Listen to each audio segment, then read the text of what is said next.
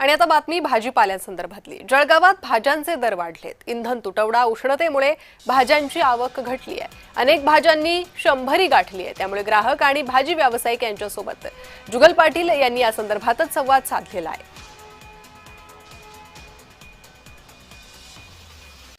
आखाती देशातील युद्धजन्य परिस्थितीमुळे सर्वसामान्य नागरिकांना त्याचा फटका बसत असून पेट्रोल डिझेलचे दर वाढल्यामुळे कुठेतरी नागरिकांना त्याचा सामना करावा लागत आहे। ताई, काय सांगणार? सर्वसामान्यांच्या गरजेच्या वस्तू असतो भाजीपाला, त्याचे भाव कुठेतरी वाढलेले आहे, काय सांगणार?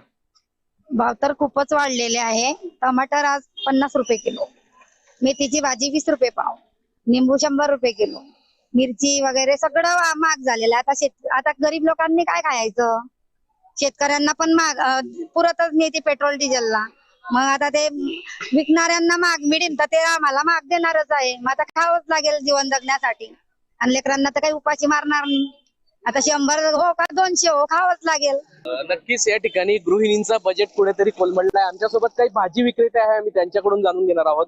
दादा, काय सांगणार? भाज्यांचे भाव वाढलेले, नेमकं काय कारण आहे यामागची? कारण सर, आता उन्हाळा आणि पेट्रोल याच्यामुळे थोडा फरक पडला आहे भाज्यांवर। काय फरक पडला पेट्रोल आणि पेट्रोलला कसं लोडिंग होत नाही गाड्या, तो लेट येतात गाड्या बा, त्याच्यामुळे भाजीपाला नाश होतो। आणि कसं आवक कमी आहे भाजींची, त्याच्यामुळे पण भाजीपाला वाढतो उन्हाळ्यामध्ये।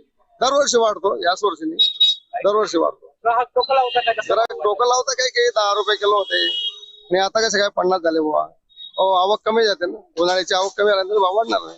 पेट्रोल डिझेलच्या दरवाढीमुळे थेट त्याचा परिणाम भाजी व्यवसायावर या ठिकाणी देखील झालेला आहे।